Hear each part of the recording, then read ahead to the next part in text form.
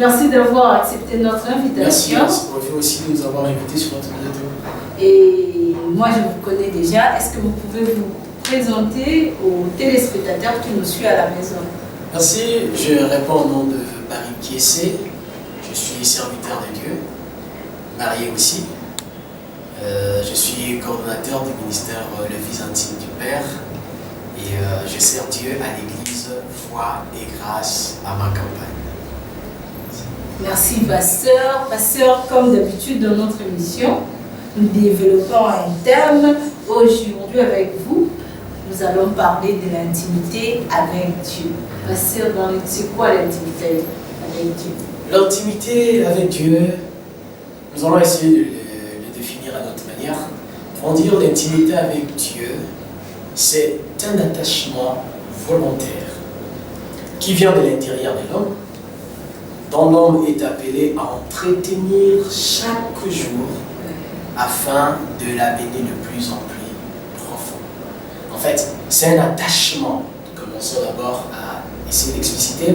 Jésus dit dans Jean chapitre 15, au verset 4, il dit « Si vous demeurez en moi, je demeurerai en vous. Comme un sarment ne peut de lui-même pousser ou produire de fruits, ainsi, si vous n'êtes pas attaché à moi, vous ne pouvez pas produire. » En fait, c'est par l'attachement, c'est cet attachement avec Dieu que nous pouvons parler de l'intimité avec Dieu. Pourquoi devons-nous nous attacher à Dieu? Parce que, premièrement, nous tirons source de lui. Oui. Les sarments n'existent pas s'il n'y a pas de cèpe. Donc, être non attaché de Dieu, ce n'est pas exister. Donc, l'intimité avec Dieu, ce n'est même pas un besoin, c'est une obligation. C'est l'essence de notre existence parce que les sarments ne peuvent pas d'abord exister s'ils ne viennent d'un cèpe. Et pourquoi être en intimité avec Dieu? Pourquoi un chrétien doit être constamment dans l'intimité avec Dieu? Nous devons être dans l'intimité avec Dieu, comme j'essaie de le dire, parce que premièrement, Dieu est la raison de notre existence. Oui. Nous ne pouvons pas vivre sans Dieu, loin de Dieu. Et la deuxième des choses, comme il est dit dans Jean 15, là, un sarment ne peut pas produire du fruit s'il n'est pas attaché au cèpe. Donc, nous devons rester intimes avec Dieu parce que c'est en restant attachés à lui que nous aussi pouvons être productifs pendant que nous sommes en train de vivre sur cette terre. Et ce fruit, ça parle de tout, pratiquement. Et tout ce que nous pouvons produire, tout ce que nous pouvons être, tout ce que nous pouvons faire, c'est comme ce fruit-là que nous devons produire. Et nous ne pouvons le produire que si nous restons attachés au cèpe qui est notre Dieu. Ok, pasteur. Et comment on le vit? Comment vivre dans l'intimité? Comment est la vie de ces chrétiens-là qui est chaque jour dans l'intimité avec Dieu? La première des choses pour vivre la vie d'intimité avec Dieu, c'est d'abord de recevoir Christ comme Seigneur et Sauveur. C'est par là que je peux dire que nous recevons la connexion de notre vie d'ensemble avec Dieu. C'est là que nous tissons la communion de notre vie avec Dieu. Parce que l'homme a été loin de Dieu après la chute d'Adam et Ève, raison pour laquelle Romains 3:23 dit que car tous ont péché, c'est-à-dire tous qui sommes postérité d'Adam, donc nous naissons pécheurs par imputation, c'est-à-dire Adam est comme le représentant légal de l'être humain. Par sa chute, tous les êtres humains qui viennent après, qui sortent de son sang, sont si pécheurs. Alors, déjà, nous ne naissons pas en intimité avec Dieu. Pour d'abord entrer dans l'intimité avec Dieu, nous devons recevoir Christ comme Seigneur et Sauveur, lui qui est venu restaurer cette intimité qui était brisée en Éden avec Dieu. Et après cela, c'est maintenant l'intimité s'accroît ou l'intimité se vit par les fréquentations. Et nos fréquentations avec Dieu, ce sont des moments où nous sommes en prière, ce sont des moments où nous sommes en méditation de la parole de Dieu. Et c'est de cette manière que nous devons vivre la vie de prière chaque jour. Et cette vie de méditation de la parole de Dieu qui nous met en contact direct avec lui. Et c'est ce qui nous permet de grandir aussi dans notre vie. d'intimité. Si nous pouvons bien cerner votre réponse, il faut juste naître de nouveau. Yes, c'est ça. Naître de nouveau et vivre dans la prière. La méditation, la parole de Dieu. Et pasteur, comment on les garde cette intimité? Comment il faut faire pour garder cette connexion, cette communion avec Dieu? En fait, pour garder cette connexion et cette communion avec Dieu, premièrement, de nous-mêmes, nous ne pouvons pas. Parce que l'homme de lui-même ne peut rien faire. C'est comme Christ est en train de dire même, toujours dans Jean 15 là, sans moi, vous ne pouvez rien faire. C'est-à-dire, nous devons nous confier à Dieu. Parce que celui qui est le seul qui peut nous octroyer la force afin que nous puissions rester en intimité avec lui. Et puis, dans nos dévotions, dans nos instants de prière, nous devons demander à Dieu de nous aider à rester au plus près de lui. Et nous aussi, nous devons faire notre part étant homme, parce que ce n'est pas Dieu qui doit tout faire. Nous aussi, étant des humains, nous devons notre part, toujours de se tenir dans la présence de Dieu, toujours d'être en contact dans la parole, avec la parole de Dieu, et surtout de mettre en pratique la parole de Dieu. C'est comme Christ a dit, vous resterez attachés avec moi lorsque vous obéissez à mes commandements. Nous devons tout le jour vivre dans l'obéissance de la parole de Dieu, des commandements que le Seigneur demande. C'est ainsi que nous resterons ensemble avec lui si nous obéissons à sa parole. Et pasteur, qu'est-ce qui fait qu'un chrétien qui autrefois était en intimité avec Dieu et le Père, qu'est-ce qui arrive pour qu'on puisse perdre cette communion avec Dieu, cette intimité-là? C'est comme nous avions essayé de parler en définissant. Nous avions dit l'intimité, c'est l'attachement volontaire avec Dieu. Il y a d'abord le mot volontaire, c'est-à-dire tout acte que nous devons poser dans notre marche d'intimité avec Dieu, nous devons être conscients de cela. Nous devons manifester notre propre volonté de rester ensemble avec Dieu. Et à la fin, je dis, dont l'homme est appelé à entretenir. C'est-à-dire, cette vie d'intimité doit être entretenue. Une fois que vous ne faites plus de l'entretien, vous allez risquer que ça soit brisé. L'entretenir en quel sens? Parce que la seule chose qui nous sépare avec Dieu, c'est d'abord le péché. C'est d'abord le péché qui tue notre intimité avec Dieu. Et un enfant de Dieu doit toujours savoir à chaque instant, peut-être il peut y arriver comme nous le savons, chaque enfant de Dieu ne pratique pas la vie du péché. Mais l'enfant de Dieu peut aussi arriver à trébucher. Comme il est écrit, nous branchons de plusieurs manières, peut-être par les regards, peut-être par les pensées. Il doit directement revenir à renouer son intimité avec Dieu, à demander pardon afin que le Seigneur l'agrée encore et que sa vie revienne en relation avec Dieu. Et dans l'entretien encore, nous avons cette vie de rester dans la présence de Dieu, comme nous avons parlé des éléments tels que la prière, tels que la méditation de la parole de Dieu. Peut-être vous pouvez aussi vous fatiguer, bon, aujourd'hui je ne prie pas. Ça peut prendre 2 jours, 3 jours. La distraction ou le sommeil spirituel peut aussi entrer. Et les enfants de Dieu doivent aussi veiller à ne pas rentrer dans le sommeil spirituel qui peut briser notre intimité avec Dieu. Et pasteur, ça pourrait se faire que un chrétien a perdu ces communions-là, mais il ne sait même plus comment renouer des liens, s'attacher encore, avoir encore de l'intimité avec son Dieu. Qu'est-ce qu'il peut faire? Ce qui peut faire ça, oui, il est écrit dans 1 Pierre, soyez sobres, veillez, priez, car votre adversaire, le diable, rôde comme un lion rugissant et cherchant qui dévorera. En fait, dans ce monde, nous sommes deux forces. Nous qui sommes de la part du Seigneur, nous devons aussi savoir que ce monde est sous la puissance du malin. Il est là, il est en train de rechercher ceux qui sont dans le Seigneur afin de les ramener aussi dans son camp. Alors, nous les enfants de Dieu, nous devons veiller.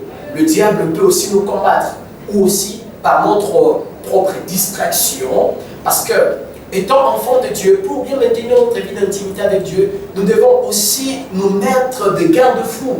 Nous devons savoir où piétiner nos pieds, quoi regarder, quoi entendre, avec qui être. quelquefois, vous pouvez aussi arriver à perdre votre vie d'intimité avec Dieu parce que vous laissez accompagner de mauvaises compagnies qui vous inculquent de mauvais conseils, et cela peut aussi vous tirer de l'intimité avec Dieu, ou vous regardez de choses qui ne glorifient pas Dieu, vous regardez de choses qui ne sont pas pour la gloire de Dieu, et cela entraîne de plus en plus le sommeil spirituel en vous. Cela aussi peut entraîner cela. Et il y a aussi le diable qui nous combat aussi. Et en dehors de cela, il y a aussi notre propre chair que nous devons lutter. Parce que le premier ennemi de nous-mêmes, c'est nous-mêmes.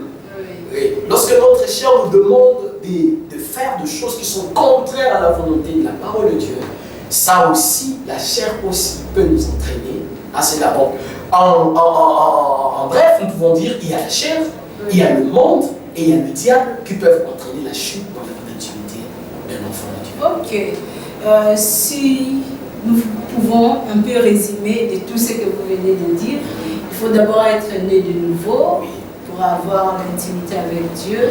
Il faut l'entretenir. Il faut éviter de mauvaises compagnies. Il faut lutter contre sa chair. Ok.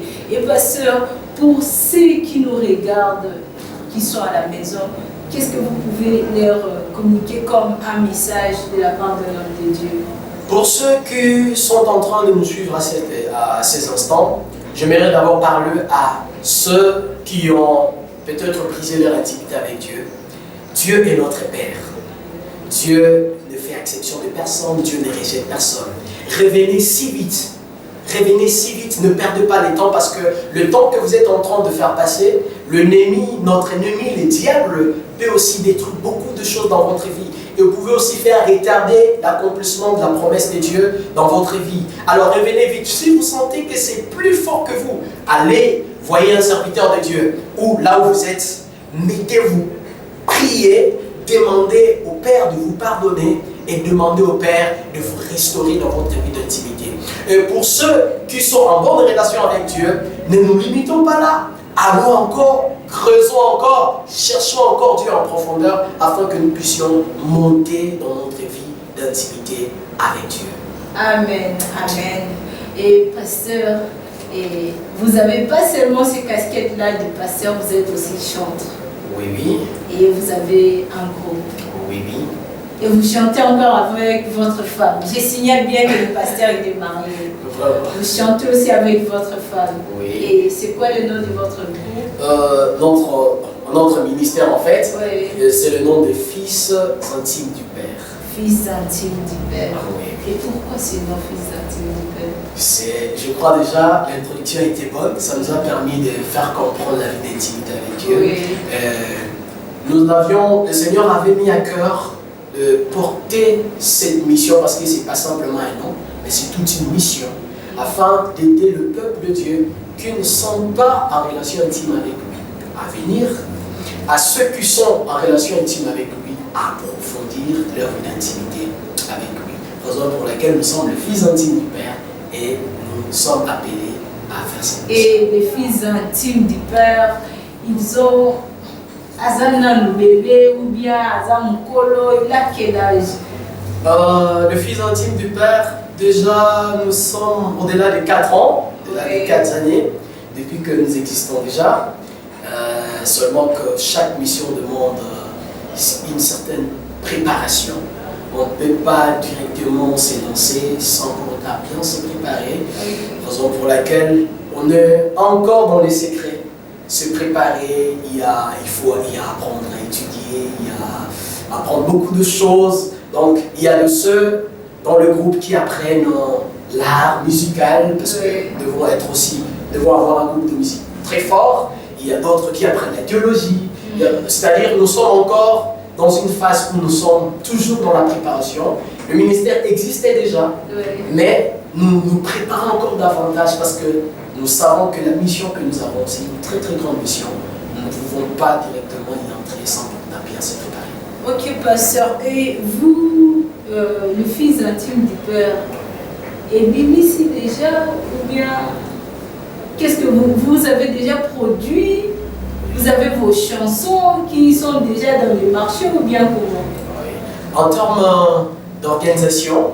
Nous avions déjà y organisé tant d'activités, mais peut-être qu'ils n'ont pas encore une renommée soit nationale ou internationale, parce que ça s'est fait plus dans nos coins. Oui.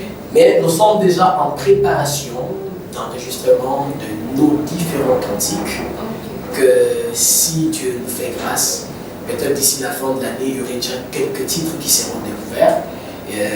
Nous n'avons pas encore beaucoup de précisions sur les dates qu'on sort, parce que nous sommes encore en train de travailler dedans, mais nous nous préparons déjà pour mettre nos cantiques, mettre nos activités à la vue de tout le monde. Ok, pasteur, est-ce que vous pouvez pas nous chanter votre extrait l'un de vos chansons? Ok. On peut y aller? Oui. Ok. Le titre du cantique que je vais faire, c'est Ebenezer. Nous sommes simplement reconnaissants de voir le Seigneur nous faire arriver jusque-là ensemble. Ebenezer, Ebenezer, tu nous as secourus, ô Père. Rien que par ta grâce, tout par ton amour, je chante Ebenezer. Oh, oh, oh, Ebenezer, Ebenezer, tu nous as secourus, oh Père. Oh, oh. Rien que par ta grâce, tout par ton amour, je chante Ebenezer. Tu nous as conduits, oh Père. Ta main nous a secourus jusqu'ici.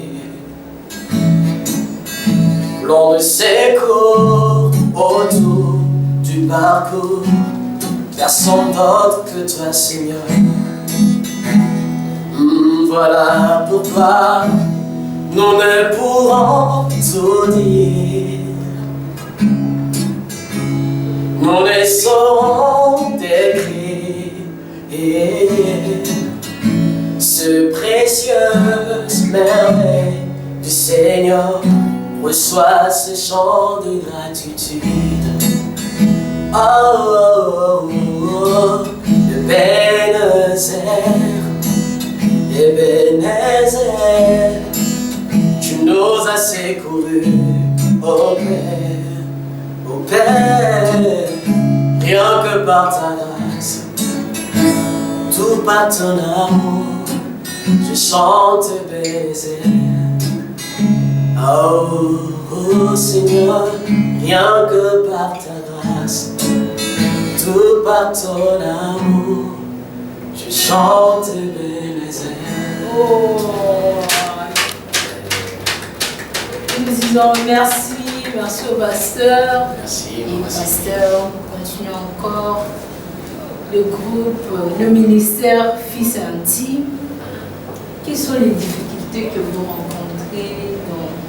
Quelles sont les difficultés par rapport à la production, par rapport à votre ministère? C'est quoi les difficultés? Les difficultés, je peux dire la première difficulté, c'est le fait d'avoir une équipe forte. Vous savez, c'est pas facile d'inculquer aux gens la vision que vous avez. Quand vous avez écouté Dieu, vous étiez seul. Vous-même, vous avez l'image de ce que vous devez faire et vous devez réunir les gens qui doivent répondre aux caractéristiques pour que vous puissiez faire ce travail ensemble. C'est la chose un peu difficile. Nous le savons une fois, surtout dans nos différents groupes, dans nos différents ministères, et avoir des instrumentistes de qualité spirituelle et artistique, c'est quelque chose d'un peu difficile. Mais par la grâce de Dieu, on ne sait pas. Avec l'équipe qu'on a, il faut les inculquer la parole de Dieu, il faut le faire asseoir. C'est un peu la petite difficulté d'abord que nous connaissons.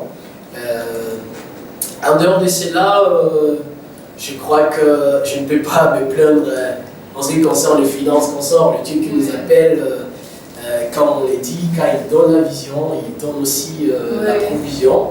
Nous savons que de ces côtés-là, pas du tout trop de difficultés vraiment, mais peut-être on est limité pour organiser des choses dans une certaine ampleur. Peut-être pour se produire dans de grandes salles, dans des terrains, organiser régulièrement des activités. Quelquefois, on a aussi buté de ces petits problèmes dans nos finances, mais le Seigneur qui nous a donné cette vision, il est toujours là, il nous soutient de temps à autre. Donc, vous n'avez pas un producteur? Non, nous n'avons pas un producteur, nous n'avons pas non plus de partenaire. Nous nous battons seulement avec le peu que Dieu met dans nos mains. C'est en cela que nous allons faire quelque chose. Et pasteur Barry Kiese, quels sont vos projets d'avenir par rapport aux fils intimes de Dieu? Le projet d'avenir par rapport aux fils intimes du Père, c'est d'accomplir d'abord cette grande mission que le Seigneur nous a appelée. En fait, nous ne serons pas là à tout moment en train de faire sortir des albums, mais nous serons plus en train d'accomplir ces missions-ci d'une manière dans la phase de la parole, enseigner au peuple de Dieu, leur montrer le chemin de l'intimité, comment ils doivent approfondir la vie d'intimité. C'est en cela qu'il y a des réunions que nous organisons déjà, que nous dénommons soirées des intimes, parce que ça se passe souvent le soir, des soirées des intimes, où nous nous réunissons avec le peuple de Dieu et on partage la parole de Dieu sur l'intimité et on passe des moments d'intimité avec Dieu. Ce sont déjà des réunions que nous faisons. Quelquefois aussi, nous pensons organiser beaucoup de concerts dans la ville, pourquoi pas en dehors du pays, pour essayer ce serait pas seulement des concerts où les gens viennent consommer de la musique, mais sans pour autant aller en dehors de notre mission, inculquer aussi notre raison d'être étant des fils intimes, amener toujours le peuple de Dieu dans cette vie d'intimité avec lui, et quelques albums aussi qui nous permettraient de mettre aussi nos chants d'intimité à la portée du peuple de Dieu pour que le peuple de Dieu entre aussi dans cette vie d'intimité avec Dieu. Ok, pasteur. Nous avons aimé la chanson que vous venez de chanter, Ebenezer. Merci. Et j'espère que ceux aussi qui nous suivent à la maison ont tellement aimé que nous vous demandions encore une autre chanson. Si vous pouvez aussi nous chanter encore l'un de vos chansons. Merci beaucoup. Ce que je vais faire maintenant, c'est un cantique lié à la résurrection de Christ. Nous confessons juste notre Seigneur ressuscité. Asekwi, azalina bomo, abimina kuna, koloe sulise kua. Kunda polere asali nabomo abimi molongi kolo Yesu lise kua kolo asekwi asali nabomo abimi na kuna Kolo Yesu lise kua kunda polere asali na bomo abimi molongi Kolo Yesu lise kua esalami tongo basi babimi na malasi po bambombe mokonzi nzoke si mokonzi aza na bomoi asekwi azali na bomoi koya na bango bamituni mituna nani akolongola mpo na biso libanga bakoma penepene nzoka kunde eza polele asekwi azali na bomoi Kukoma bango je koloba Koni bokoloka motabo moikati ya bakufi Yesu asekwi hazarina bomoi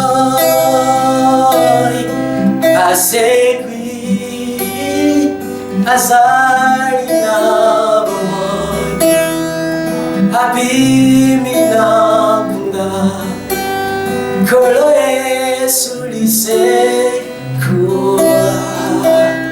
kunda polele